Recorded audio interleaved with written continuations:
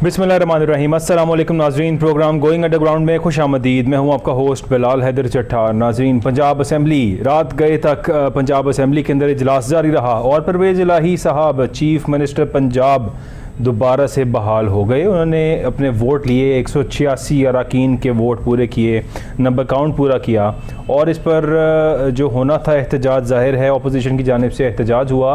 दरवाज़े बंद थे, असम्बली के दरवाज़े भी तोड़े गए, बहुत कुछ किया गया पंजाब असम्बली के अंदर। वहाँ पर हंगामा आराई की गई और कहा यह गया कि हम तस्लीम नहीं करते जो वोट काउंट किया गया है, दैट इज़ नॉट फेयर और फेयर वोट काउंट होना चाहिए। और जो कुछ भी कहा जाना था, अताउल्लाह तारड़ साहब वज़ीर आज़म के मामले खसूसी हैं, उनकी जानिब से भी काफ़ी सारी स्टेटमेंट्स दी गई और पंजाब असम्बली के अपोजिशन अरकान ने बहुत कुछ कहा वहाँ पर। लेकिन इन दी एंड हुआ क्या, 186 का नंबर काउंट परवेज़ इलाही साहब ने पूरा किया और तमाम अरकान जो है वो असम्बली में मौजूद हुए और जिस तरह से कहा जा रहा था कि हम अपने नंबर्स पूरे कर लेंगे, वो नंबर्स पूरे किए गए।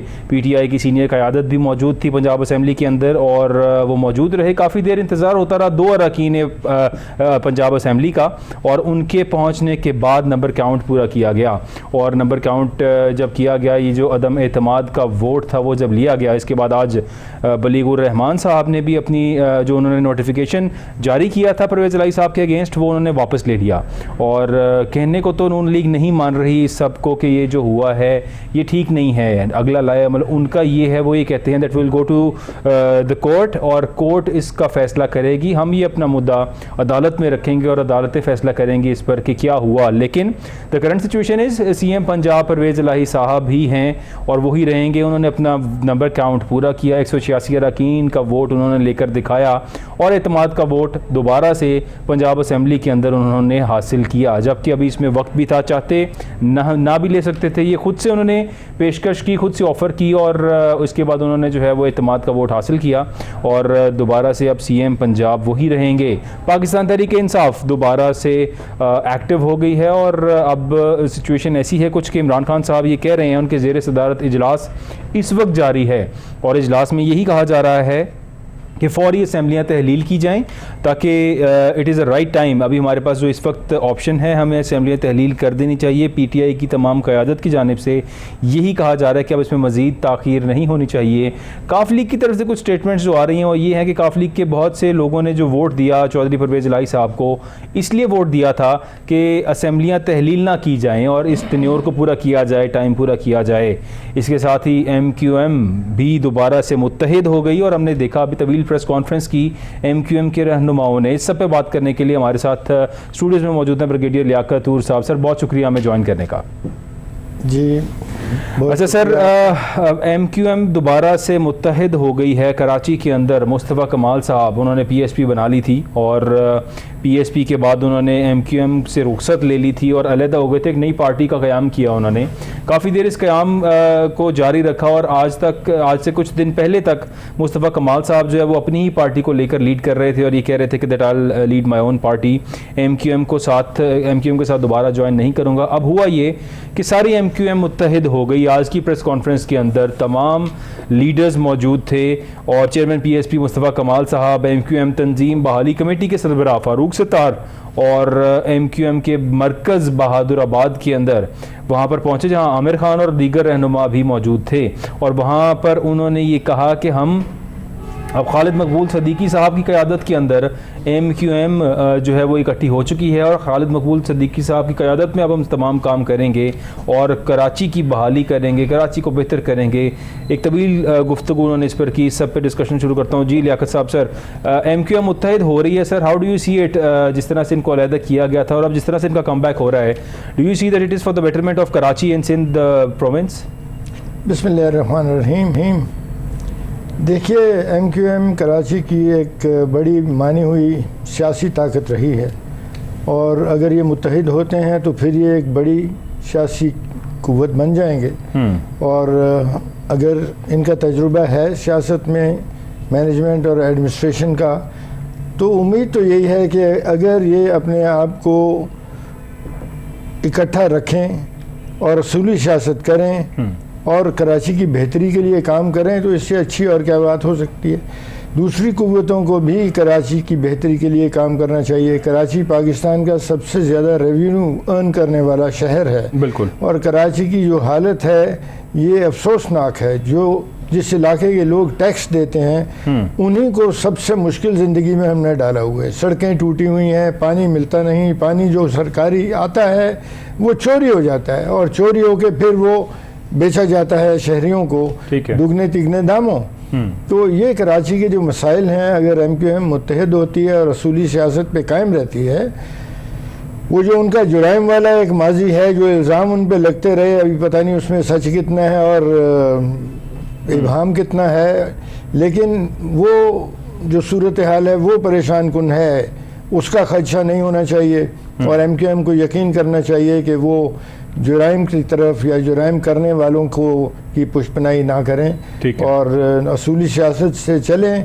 تو اس سے اچھا اور کیا ہو سکتا ہے. دوسری سیاسی قوتوں کو بھی تحریک ملے گی کہ وہ بھی اصولی سیاست پہ چل کر کراچی کی بہتری کے لیے کام کریں. یہ تو کراچی کی لوکل سیاست ہے. ٹھیک ہے. اور قومی سطح پر بھی ایم کیو ایم کا ایک رول ہے. وہ ایک خاص طبقے کو ہی ریپرزینٹ نہیں کرتے, ان کی جڑیں پورے معاشرے میں ہیں, اور وہ ایک اچھی سیاسی قوت بن کے سامنے آ سکتے ہیں.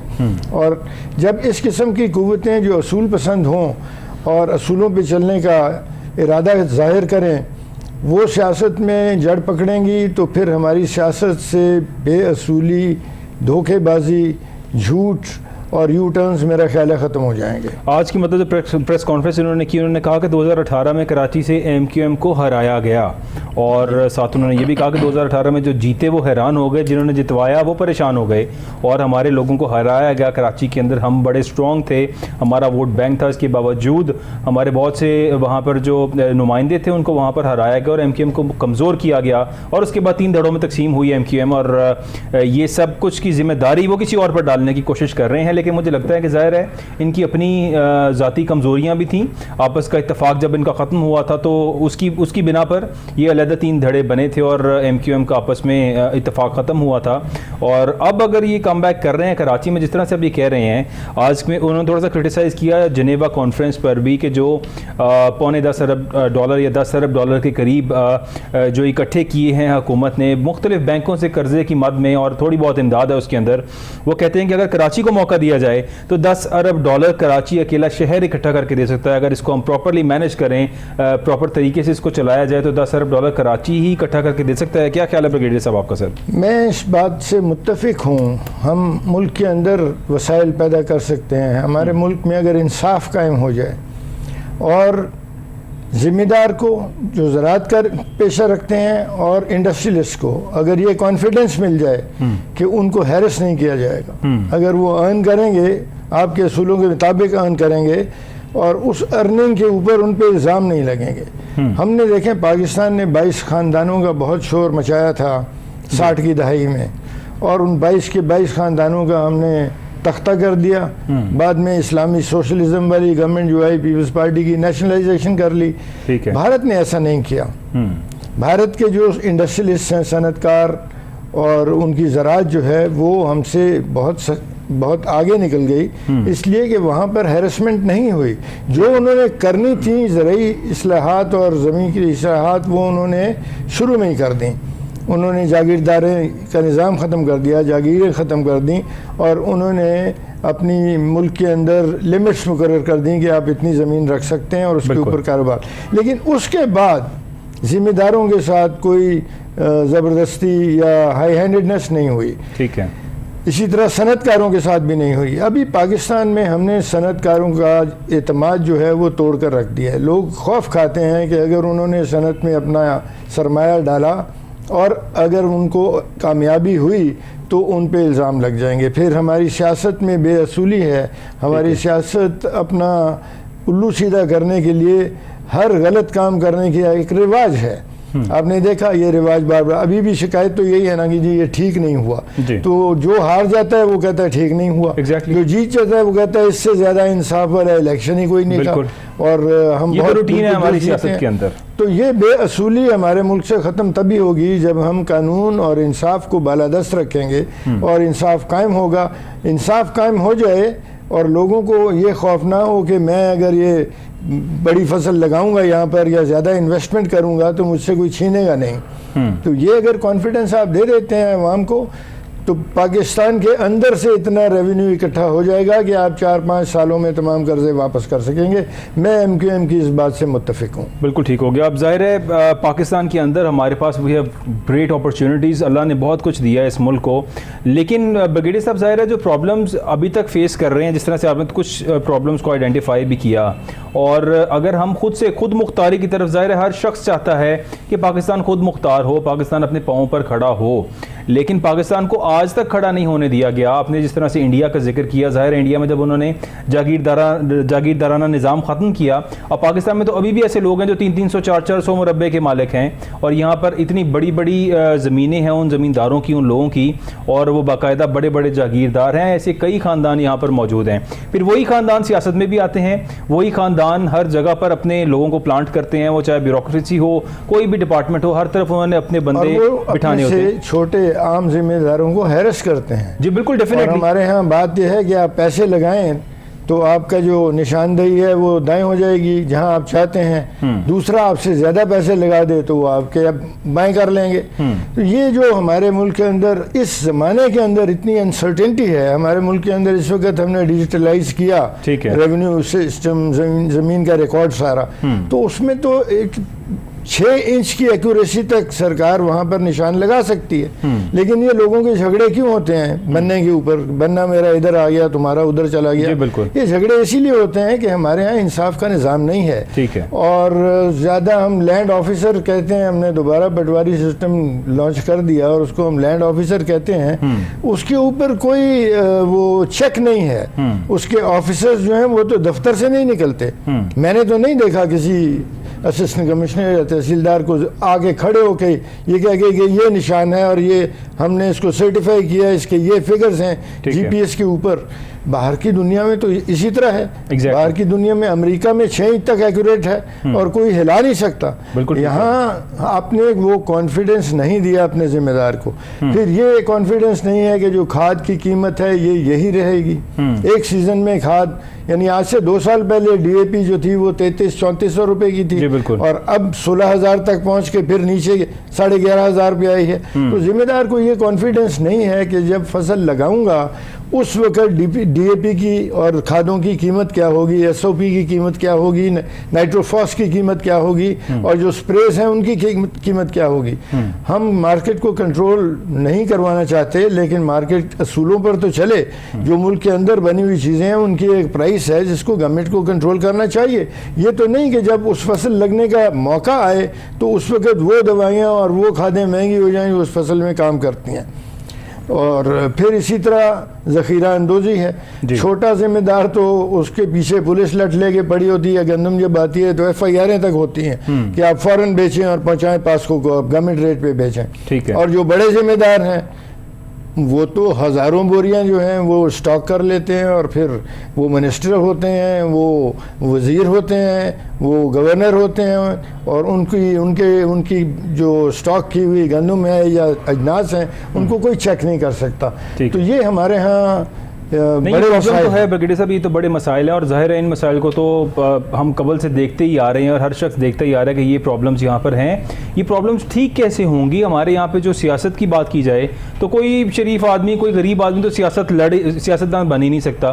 وہ کس طرح سے سیاستدان بنے گا؟ یہاں پہ کروڑوں روپیہ جب ایک صوبائی حلقے کے الیکشن کے لیے چاہیے, اور اس سے بڑھ کے پھر نیشنل اسمبلی کے الیکشن کے لیے چاہیے, تو کوئی غریب اور شریف آدمی تو یہ کام کر ہی نہیں سکتا, کرنے کا سوچ بھی نہیں سکتا ایکچولی. پھر اس کے بعد مطلب اب جو یہاں پہ سسٹم ہے, سسٹم کو ہم ٹھیک کیسے کریں گے اگر یہاں پر سیاستدان ہمارے لوور لیول سے اوپر نہیں آ سکتا, عام آدمی سیاستدان نہیں بن سکتا, اور پھر یہی خاص مخصوص لوگ ہیں, مخصوص گھرانے ہیں جو اس ملک پر حکمرانی کر رہے ہیں ہر ڈپارٹمنٹ کے اندر, تو پھر ان سے جان کیسے چھڑوائی جائے گی؟ سر انڈیا والا جو سسٹم, ہم بات تو کرتے ہیں کہ انڈیا میں انہوں نے جو چیزیں کی تھی, لیکن پاکستان میں یہ چیزیں کون کرے؟ ہمیں پھر انڈیا کی ہسٹری پڑھنی چاہیے, اور جن ملکوں نے ختم کیا, چائنا نے ختم کیا 1949 اپریل میں ان کا آزادی ملی, ان کو ریڈ آرمی جیت گئی, اور چیانگ کائی شیک صاحب چلے گئے تائیوان, اور اکتوبر 1949 میں انہوں نے اپنا آئین نافذ کر دیا. 6 مہینے میں سب درست ہو گئے.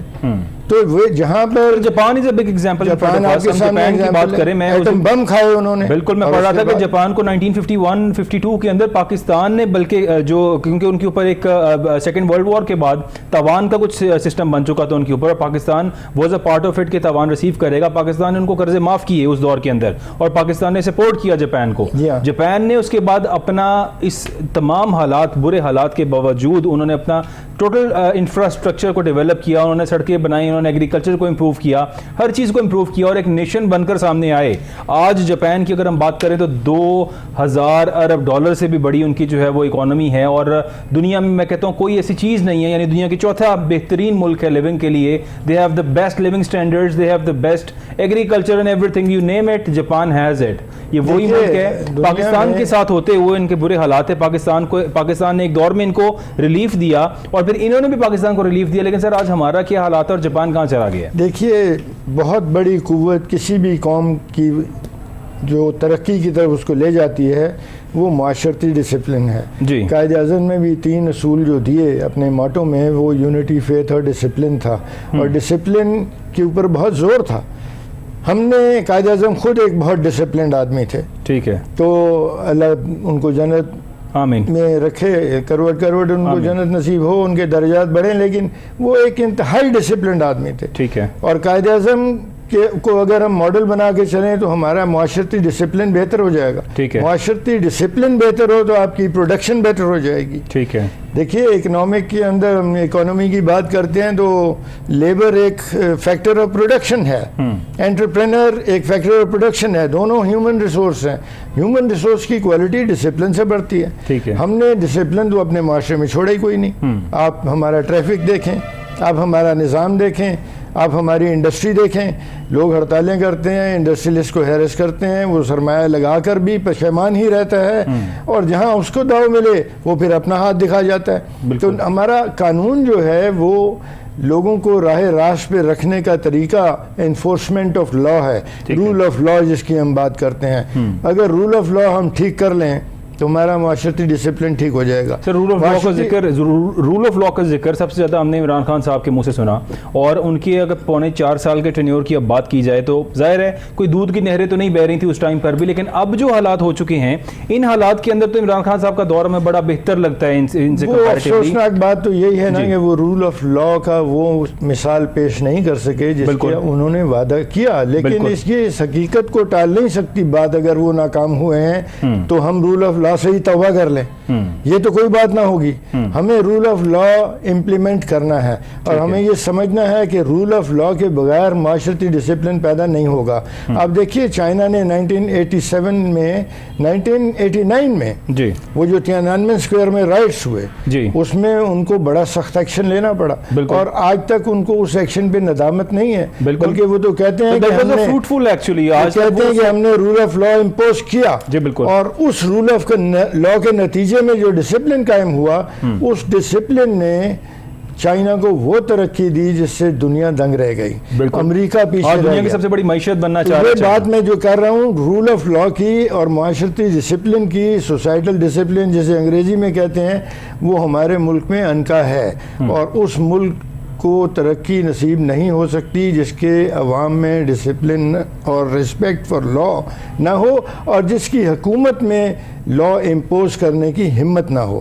آپ یہ دیکھیے, بھارت نے, میں پھر ابھی آپ بھارت کی مثال دیتا ہوں, وہاں پہ ہرمندر کے اندر ہولڈ اپ ہوا, ٹھیک ہے, فوجی ایکشن ہوا.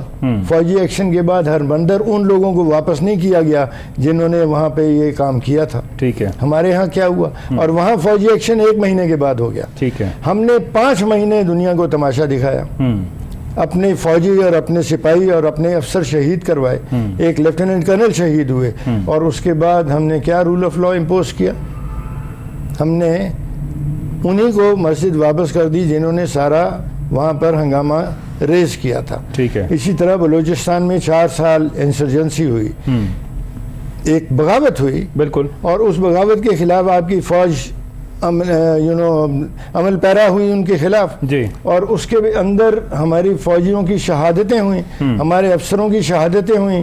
ہم نے آج تک وہ لسٹ تو دی نہیں. ٹھیک ہے. امریکہ نے تو ویتنام کی 56,000 فوجیوں کی لسٹ لگائی ہوئی ہے ارلنگٹن میں, دیوار پہ کندہ ہے نام, ہم نے نہیں کیا. اور اس کے بعد ان تمام لوگوں کو جن کو فوج نے گرفتار کیا ان کو ایمنسٹی دے دی گئی. ہمارے ملک کے اندر آرٹیکل 256 قانون میں موجود ہے کہ کوئی پرائیویٹ آرمی نہیں رہ سکتی اس ملک کے اندر. بالکل, وہ بالکل اللیگل ہے. جہاں پرائیویٹ آرمی نظر آئے اس کو ختم کر دینا چاہیے. ہمارے ملک میں تو پرائیویٹ آرمیاں ہر جگہ پھرتی رہی, بلکہ اب دوبارہ سے بات کریں اور وہ ہماری ریگولر آرمی, دیکھیے ہماری ریگولر آرمی سے لڑتی رہی ہیں. اور افسوسناک بات یہ ہے ہمارے رول آف لا کی کہ ان کی فیور میں ہم نے اپنے آرمی چیف پہ ایف آئی آریں کر دی. اب ٹھیک ہے آپ کہیں کہ صحیح ہوں گی, لیکن میں ایسے فوجی سمجھتا ہوں کہ وہ ایف آئی آریں ٹھیک نہیں تھی. پرائیویٹ آرمی کمانڈر اگر ریگولر آرمی نیشنل آرمی سے لڑتا ہے اور اس کے اندر اگر اس کی جان چلی جاتی ہے تو اس کے لیے F I R army chief پہ ہوگی.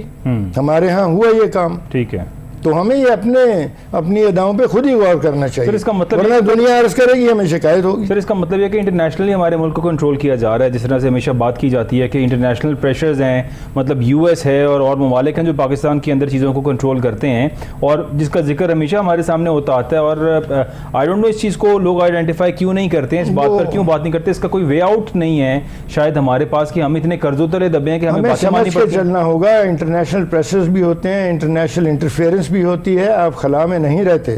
آپ اس دنیا کے اندر ایک وجود ہیں اور اس دنیا کے اندر بہت سارے اور ملک ہیں اور وجود صاحب کی پریس کانفرنس کا اگر ذکر کروں, انہوں نے یہ کہا کہ جتنے ٹینیور گزرے ہیں ہر ٹینیور میں یو ایس کی طرف سے پاکستان کو ایڈ آتی رہی ہے. انہوں نے باقاعدہ ذکر کر کے ہر ٹینیور کا بتایا کہ ہر ان تمام سالوں میں یو ایس کی طرف سے پاکستان کو ایڈ آتی تھی.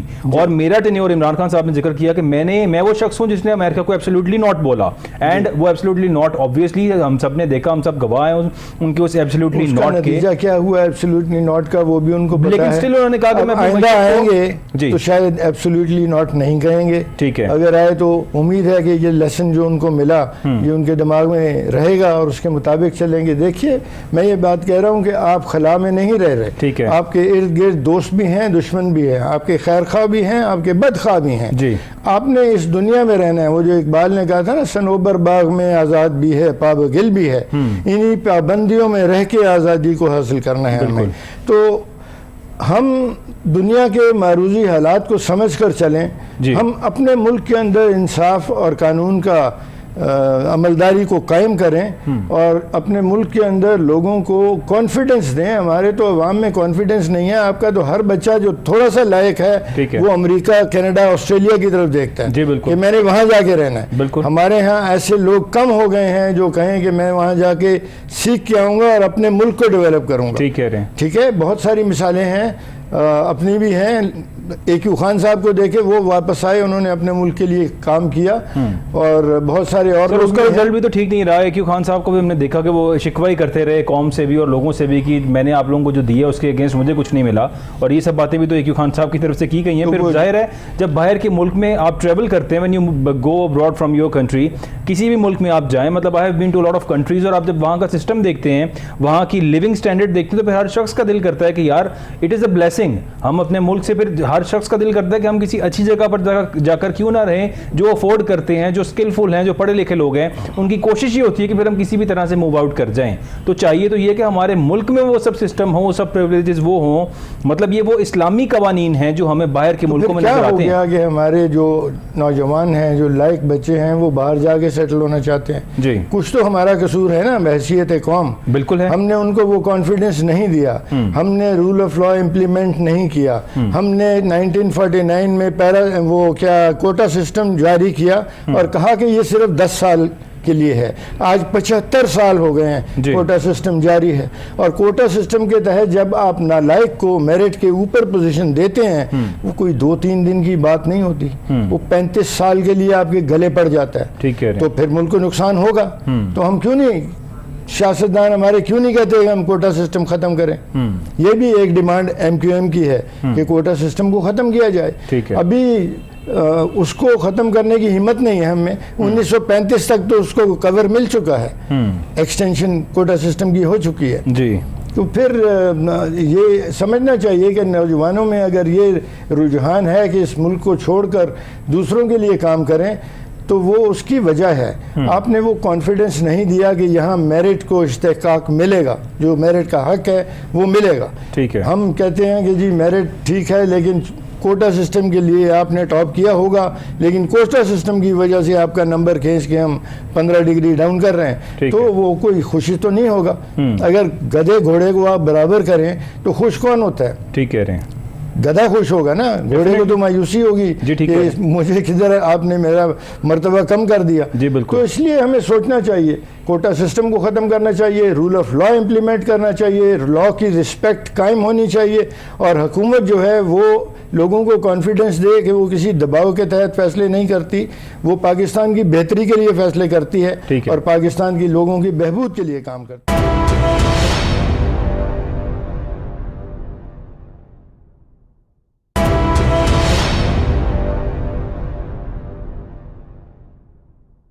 اس ٹائم پہ اگر ہم حکومت کی بات کریں, انٹرنیشنلی بھی ظاہر ہے دنیا دیکھ رہی ہے پاکستان کو, پاکستان کی جانب جو بندہ کوئی ہمارے فورن انویسٹرز ہیں یا جو بھی وہ لوگ ہیں جو پاکستان کے اندر انویسٹمنٹ کرنا چاہتے ہیں, پاکستان کا ساتھ دینا چاہتے ہیں, they are waiting for the right government at this stage. کیونکہ پی ڈی ایم جس طرح سے حکومت میں آئی اور جو کچھ ہو رہا ہے, ایک انسرٹینٹی ہے ہمارے یہاں پہ. اگر سیاسی استحکام نہیں ہوگا تو معاشی استحکام نہیں آئے گا. اوبویسلی یہ چیزیں ڈائریکٹلی کنیکٹڈ ہیں ایک دوسرے سے. جب تک سیاسی استحکام نہیں ہوگا معاشی استحکام نہیں آئے گا. یہ جو آج پی ڈی ایم کا اتحاد حکومت کے اندر بیٹھا ہے, یہ ہمیشہ ڈیمانڈ کرتا رہا کہ اس ملک کے اندر الیکشنز کرائے جائیں. اب جب ان کے پاس وفاقی حکومت آ گئی, سندھ حکومت ان کے پاس آ گئی ہے, اب وہ چاہتے ہیں کہ اس ملک میں الیکشنز نہ ہوں. تو مطلب یہی وہ لوگ ہیں جنہوں نے مہنگائی مکاؤ مارچ کیے, مہنگائی کے نام پر مارچ کیا, عوام کو ریلیف دینے کی بات کی, 150 روپے لیٹر پیٹرول کو کرٹیسائز کیا اور یہ کہا کہ 150 روپے کا پیٹرول کون افورڈ کرے گا اس ملک کے اندر. آج جس لیول پہ مہنگائی لے گئے اور جو کچھ انہوں نے کہا ہے سر, پھر یہ بھی تو شاید عوام دیکھ رہی ہے کہ ان کے ساتھ زیادتی ہے کہ جو کچھ کہا گیا تھا کچھ بھی ڈیلیور نہیں کیا گیا, بلکہ 3 گنا مہنگائی کر دی گئی اب اس دور کے اندر. یہ افسوسناک بات ہے. عوام کی حالت بڑی پتلی ہے, کھانا پینے کا بڑا پرابلم ہو گیا ہے, خوراک کی ضرورت ہے, بچوں کو تعلیم دینے کی ضرورت ہے, بچوں کی صحت, عوام کی صحت, بوڑھوں کی صحت برقرار رکھنے کی ضرورت ہے. اس کے لیے میڈیکل ایڈ حکومت کا آئین کے تحت تو فرض ہے کہ ہر شہری کو فری میڈیکل ٹریٹمنٹ آتھرائزڈ ہے ہمارے آئین کے تحت. لیکن ہم کہتے ہیں جی بجٹ نہیں ہے اس لیے یہ دوائیاں خود لے آؤ. میڈیکل ٹریٹمنٹ کی بات کریں تو ہم نے شاید عمران خان صاحب کے دور کے اندر دیکھا کہ ایک جو ہیلتھ کارڈ کی فیسلٹی انہوں نے دی وہ ایک اچھی فیسلٹی تھی, جو جن لوگوں نے اس کو یوٹیلائز کیا ان سب نے اس کی تعریف کی. کہ ظاہر ہے ہر خاندان کو 10 لاکھ روپے تک کا جو ہے وہ مفت علاج کرانے کی جو فیسلٹی دی جا رہی تھی, that was a great initiative actually from the government. اور اس سے پہلے شاید ہمیں ایسا کوئی انیشیٹو نظر نہیں آیا کہ عوام کو ایسا ریلیف مل رہا ہو. لیکن اس کے اندر بھی بڑی بے ضابطگی اور بہت سی چیزیں سامنے آئیں بعد میں کہ جو کچھ ہو رہا تھا لیکن عوام کو ریلیف تو مل رہا تھا. سر اس دور کے اندر ریلیف تو دیا جا رہا تھا. اب جو یہ حکومت آئی ہے, آئے اس نام پہ تھے کہ عوام کو مزید ریلیف دیں گے, مزید بہتریاں کریں گے. عمران خان جو زیادتیاں لوگوں کے ساتھ کر رہا ہے اس سے بہتر اپرچونٹیز لوگوں کے لیے کریٹ کرنے کے لیے آئے تھے یہ لوگ.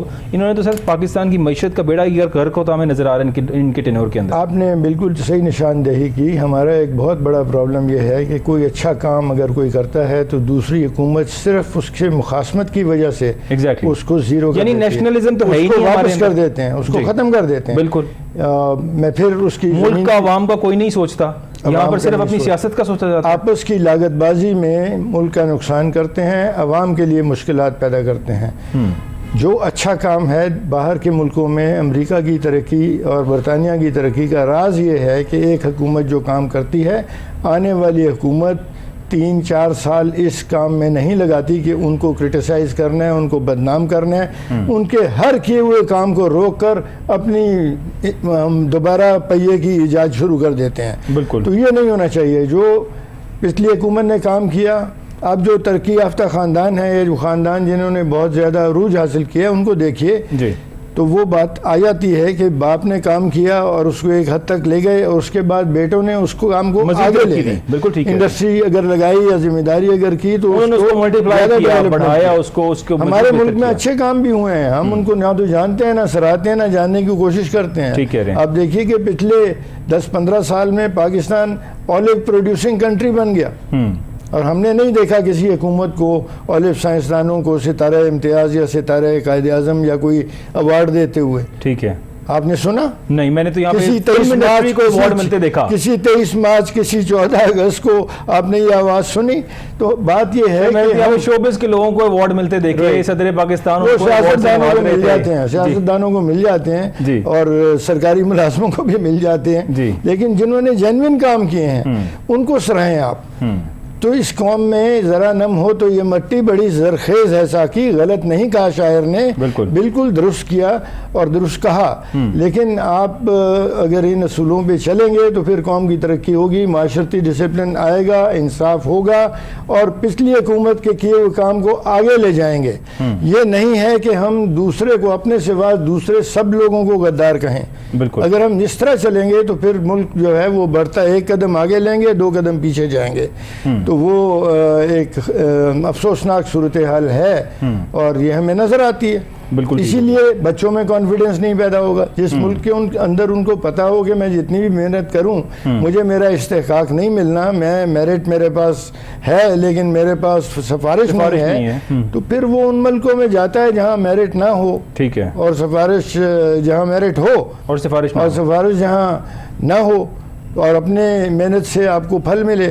آپ نے دیکھا ہے کہ بڑے آرڈینری لوگ گئے ہیں. جی ٹھیک کہہ رہے ہیں. اور انہوں نے بڑی ترقی کی ہے. وہاں پہ اپرچونٹیز ملتے ہیں، وہاں پہ گورنمنٹ کی طرف سے سپورٹ ملتی ہے، وہاں پہ ہر چیز پہ وہ سپورٹ کرتے ہیں. کوئی اور اچھا کام کرنے والے کی وہاں پہ قدر ہوتی ہے. میں آپ کو بتا رہا ہوں، I've been to the foreign countries، میں نے وہاں دیکھا ہے کہ ایگریکلچر یعنی جن کو ہم کسان کہتے ہیں، کسانوں کو حکومت کی طرف سے باقاعدہ جہاز بھی دیے گئے ہیں for spraying their lands and all that, یعنی کہ یہاں تک کی فیسلٹیز دی گئی. ہمارے یہاں تو ٹریکٹر ملنا دور کی بات ہے سر، وہاں پہ تو جہاز تک دیے جاتے ہیں کہ جس کے بڑی فیلڈز ہیں وہ جہاز کے تھرو پیسٹیسائڈز بھی کر سکے. کوآپریٹو فارمنگ ہو سکتی ہے. ہمارے ایسٹ میں زراعت ایک ہمارا بڑا شعبہ ہے سر، لیکن ہمارے پورے ملک میں ایک زرعی یونیورسٹی ہے، یعنی ریسرچ کے لیے صرف ایک یونیورسٹی پورے ملک میں. ابھی زرعی یونیورسٹیاں اور بھی ہیں فیصل آباد کے علاوہ، ایسی بات نہیں ہے، اور وہاں بڑا اچھا کام ہو رہا ہے. ہمیں وہ کام دیکھنے کی ضرورت ہے اور کوآپریٹو فارمنگ کا سسٹم ہم رائج کر سکتے ہیں. ہماری بہت ساری زمینیں آج بھی سیٹلڈ نہیں ہے، خاص طور پہ بلوچستان اور سندھ بنجر پڑا ہے سر سارا بلوچستان. وہاں پر آپ کوآپریٹو فارمنگ کر سکتے ہیں. دنیا کا سب سے بہترین سیب، میں نے تو بلوچستان وزٹ کیا ہے سر، کالا کلو سیب دنیا کا سب سے بہترین سیب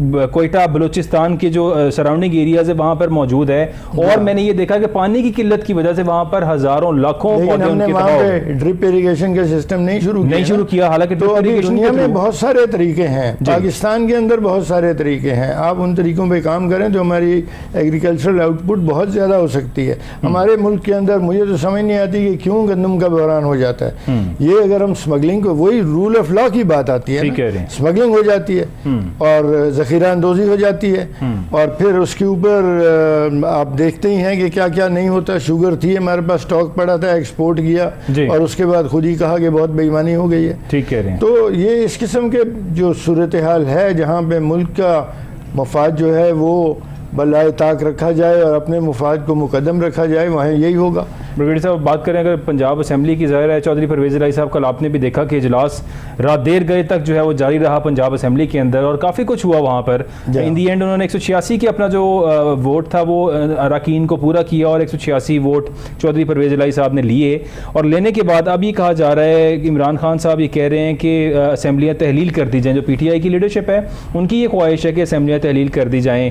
کاف لیگ تھوڑی سی ریلکٹنٹ نظر آ رہی ہے. کہا جا رہا ہے کہ شاید کاف لیگ کے کچھ اراکین نے اس لیے پرویز الہی صاحب کو اس شرط پہ ووٹ دیا تھا کہ اسمبلیاں تحلیل نہ کی جائیں، نمبر ووٹ پورے کیے جائیں، سی ایم سٹیبل رہیں. جی سر. وہ غلام اسحاق خان نے ایک شعر کہا تھا جب اسمبلی کو بحال کیا اور پھر توڑ دیا گیا، جی تو اس وقت انہوں نے کہا تھا کہ گما ببر کے بپایا رسد کار مغاں ہزار خوشہ نا خوردہ در رگے تاکست. تو یہ شعر مجھے بڑا پسند ہے. ابھی آگے کیا ہوتا ہے، سیاسی چالیں ہیں، سیاسی چالیں چلتے ہیں، پھر آگے ایک اور سیاسی چال ہوتی ہے، سیاسی حربے ہوتے ہیں، اور ان چالوں اور حربوں نے ہمارے ملک کی جمہوریت کا نام بدنام کر دیا ہے. اور ہم قسم قسم کے تعویلیں لاتے ہیں. کبھی کہتے ہیں بیرونی سازش ہو گئی، تو ہم اپنے پارلیمنٹ پوری کی پوری پارلیمنٹ کی جو نفری ہے اس کو غداروں میں شامل کر دیتے ہیں. تو میرا خیال ہے ہماری جمہوریت ابھی تک میچور نہیں ہے. جب میچور ہوگی تو اس طرح کی حرکتیں نہیں ہوں گی. جب اس طرح کی حرکتیں نہیں ہوں گی تو ملک کے اندر سوسائٹل ڈسپلن اور رول آف لا پیدا ہوگا. برگیڈیئر صاحب, جمہوریت کا ظاہر ہے ذکر تو ہم کرتے ہیں کہ ہمارے ملک کے اندر جمہوریت ہے, سیاست کے اندر جمہوریت ہے, لیکن میرا نہیں خیال کوئی پارٹی ایسی نظر نہیں آتی. کہ آپ کی نظر میں کوئی ایسی پارٹی ہے جس میں آپ کو جمہوریت نظر آتی ہو؟ کلیم تو سب کرتے ہیں, پاکستان پیپلز پارٹی کو پوچھیں تو وہ کہتے ہیں سب سے بڑی پاکستان کی جمہوری جماعت ہم ہیں. اور جمہوریت کیا نظر آتی ہے کہ آج بلاول بھٹو صاحب جو ہے وہ چیئرمین ہے پارٹی کے, اور وہاں پر مصطفیٰ نواز کھوکھر صاحب نے کچھ تھوڑا سا اختلاف کیا, اور اختلاف بھی کیا تھا انہوں نے تھوڑا سا اعظم سوادی صاحب کی فیور کے اندر کچھ ایک ٹویٹ کی, اور اس کے بعد انہیں پارٹی سے ہی نکال دیا گیا. تو کون سی جمہوریت سر, کس پارٹی میں ہمیں جمہوریت نظر آ رہی ہے پاکستان کے اندر؟ یہ صحیح بات ہے, ہماری سیاسی پارٹیوں کے اندر جمہوری روح نظر نہیں آتی. ہم سب لوگ اپنے مفاد کے شوقین ہیں جی, اور اپنے مفاد کے لیے ملک کے مفاد کو پس منظر میں رکھ دیتے ہیں, ملک کے مفاد کو بالکل نظر سے غائب کر دیتے ہیں. وہ ہمارا مطمع نظر نہیں ہوتا. اگر ایسا ہوتا رہے گا تو ہماری جمہوریت اسی طرح لڑکھڑاتی بے ساکھیوں کے اوپر چلتی رہے گی. اگر ہم چاہتے ہیں کہ ہمارے ملک کے اندر جمہوریت پنپے اور جمہوریت جو ہے وہ صحیح اپنی جمہوری روح جو ہے ہماری جمہوریت کے اندر نظر آئے, تو پھر ہمیں اصولوں پر چلنا ہوگا. اور ہمیں اس قسم کی یہ جو ہماری چالیں ہیں اور جو ہمارے طریقے ہیں جن کو ہم ہتھ کنڈے کہتے ہیں اور اوچھے ہتھ کنڈے کہتے ہیں, جب کوئی دوسرا وہ استعمال کرے اور جب ہم خود کہیں تو کریں اس کو استعمال, تو پھر ہم کہتے ہیں بڑی کامیابی ہم نے حاصل کر لی. تو جب تک یہ چال چلتے رہیں گے تو ہمارا مسئلہ قائم رہے گا. ملک کی ترقی کے لیے لازم ہے کہ ہم اصولوں کے اوپر چلیں, ہم آئین کی پابندی کریں, اور آئین کی پابندی نہ کرنے والوں کو سخت سزائیں دیں. یہ یعنی سزا ہم چیپ پاپولیرٹی کے بڑے شوقین ہیں. جی بالکل, دیکھیے چیپ پاپولیرٹی کے بہت شوقین ہیں. ہمارے ماشاء اللہ لگے, ہر ماشاء اللہ کو ہماری عدلیہ نے وائٹ کارڈ دیا, ٹھیک ہے, ان کو ہری جھنڈی دکھائی کہ تم نے ٹھیک کیا ہے, یہاں تک کہ تم آئین بھی بدل لو. صرف ایک مرتبہ عدلیہ جو ہے وہ اس نے کوآپریٹ نہیں کیا, اور وہ اس وقت تھا جب ان کے اپنے مفاد پہ زد پڑی. جب عدلیہ پہ حملہ کیا ماشاء اللہ والے نے یا طالع آزماؤں نے, تو عدلیہ آگے سے کھڑی ہوگی. تو میں تو پھر یہی کہتا ہوں, اپنا مفاد آیا تو آپ کھڑے ہو گئے.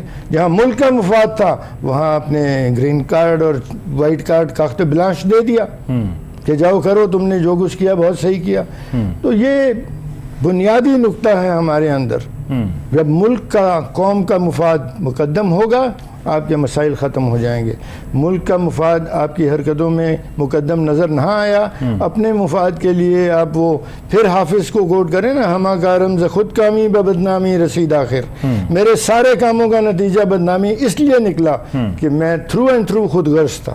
ٹھیک ہے, میں نے بے لوس کام نہیں کیا, میں نے کام کیا تنخواہ کے لیے, میں نے کام کیا ACR کے لیے, میں نے کام کیا پروموشن کے لیے. تو پھر ٹھیک ہے, آپ کو ریوارڈ مل گیا. اگر آپ اللہ سے انعام چاہتے ہیں تو آپ کو بے لوس کام کرنا ہوگا. بے لوس کام کا ریوارڈ ہے اللہ کے پاس. آپ نے جو مزدوری کی ہے, مزدوری تو آپ کو مل گئی, تنخواہ مل گئی, پروموشن مل گئی, آپ کو ملازمت مل گئی. ٹھیک ہے, آگے کیا چاہتے ہو؟ آگے اگر چاہتے ہو ملک کی بہتری کے لیے, اپنی اچھی شہرت کے لیے, بے لوس کام کرنا ہوگا. بے لوس کام, اللہ کرے ہمیں ایسے لیڈرز ملیں جو بے لوس کام کریں. کہا یہ جا رہا ہے شہباز شریف صاحب کی جانب سے, بلاول بھٹو صاحب کی جانب سے, کہ ہم تو پاکستان کے لیے بے لوس مانگ رہے ہیں.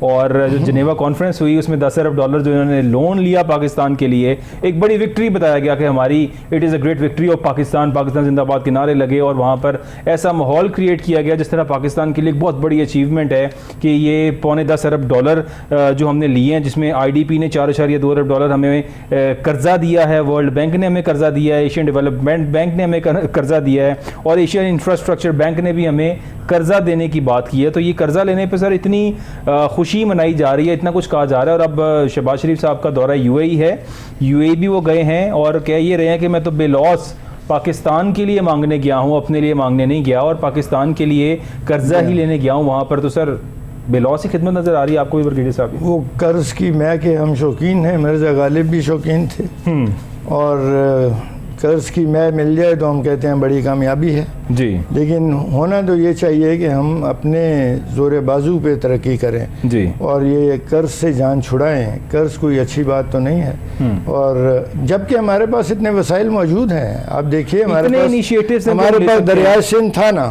جی 1947 سے تھا نا. جی, ہم نے کالا باغ ڈیم کیوں نہیں بنایا؟ بالکل.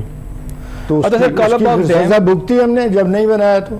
سر آج بھی بڑا دا ایزیسٹ ڈیم اور جو پاکستان میں بننا چاہیے، جو سب سے آسان اور سب سے کم خرچ کے اندر اور سب سے کم وقت درکار ہے جس کے لیے، وہ کالا باغ ڈیم ہے. نیچرلی اللہ کی طرف سے وہ ایک ڈیم سائٹ بنی ہوئی ہے اور بڑا ہی آسان ہے اس کو ڈیم کو وہاں کریٹ کرنا. لیکن آج تک سر تمام پارٹیز کی ٹینیور گزر گئی. عمران خان صاحب سے بڑی امیدیں تھی عوام کو کہ وہ آئیں گے اور اس ملک کے اندر وہ شاید ایک ریولیوشنری لیڈر ہوں گے، شاید وہ بھی ڈیلیور نہ کر سکے. پھر وہی وجہ ہے نا کہ اپنا مفاد، اپنا سیاسی مفاد زیادہ عزیز تھا لوگوں کو. گروہی اور آپ کہہ لیں کہ قبائلی مفاد جو تھا وہ زیادہ عزیز تھا، قوم کا مفاد عزیز نہیں تھا.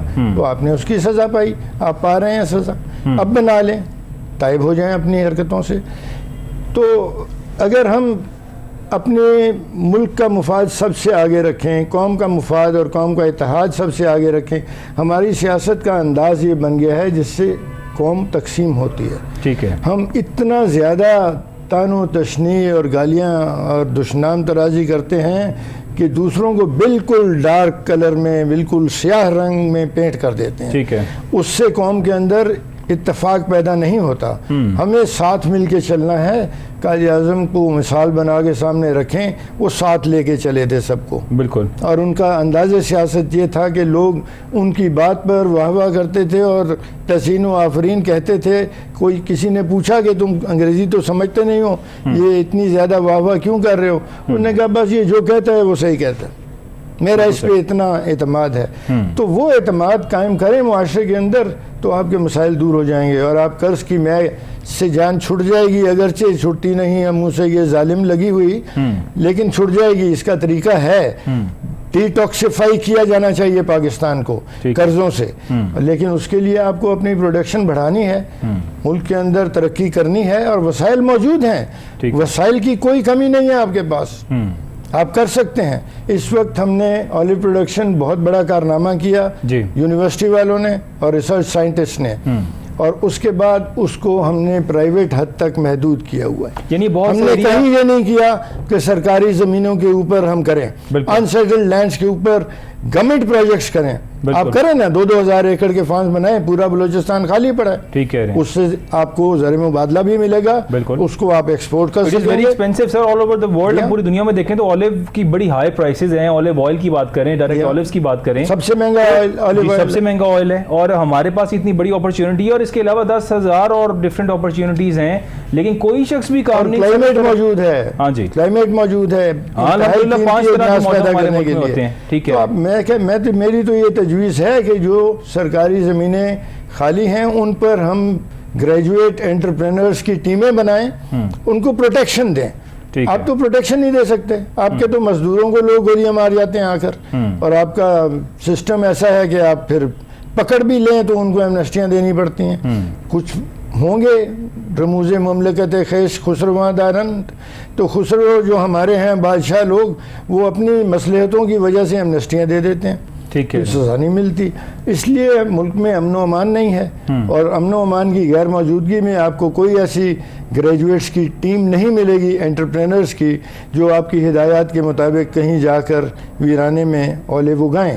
ٹھیک ہے. اگر آپ ایسی ٹیمیں مہیا کر لیں اور وہ موٹیویشنل اسپرٹ پیدا کر دیں تو پاکستان بہت جلد باقی سارے ملکوں کو پیچھے چھوڑ دے گا اور ایشین ٹائیگر بن جائے گا واقعی. اس سب کے لیے برگیڈیئر صاحب کیا یہ ضروری نہیں ہے کہ ہمارے یہاں پہ جو لوکل گورنمنٹ سسٹم ہے اس کو پروموٹ کیا جائے، جو کاؤنسلر سے سسٹم چلتا ہے، یعنی ایک کاؤنسلرز ہوتے ہیں جہاں سے ہی سب سٹارٹ ہوتا ہے اور وہی ایم این ایز بناتے ہیں، وہی ایم پی ایز بناتے ہیں. ایکچوئل سسٹم حکومتوں کا، ملکوں کا یہ ہوتا ہے.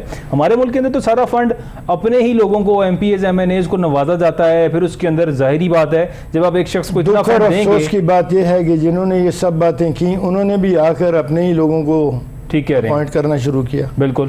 انہوں نے ہم نے بیوروکریسی ہماری کمزور ہے، بیوروکریسی بالکل غلام بن کے رہ گئی ہے سیاستدانوں کا. وہ اس وجہ سے کہ آپ نے ان سے کانسٹیٹیوشنل پروٹیکشن چھین لی 1973 میں. آپ کانسٹیٹیوشنل پروٹیکشن کسی طرح سے ماڈیفائی کر کے واپس کر دیں، ان کو یہ ڈھارس ہو جائے کہ ہمیں ان لافل آرڈر دینے والا ہمارا کچھ نہیں بگاڑ سکے گا اور ہم انکار کر سکیں گے، تو پاکستان بہت حد تک ٹھیک ہو جائے گا.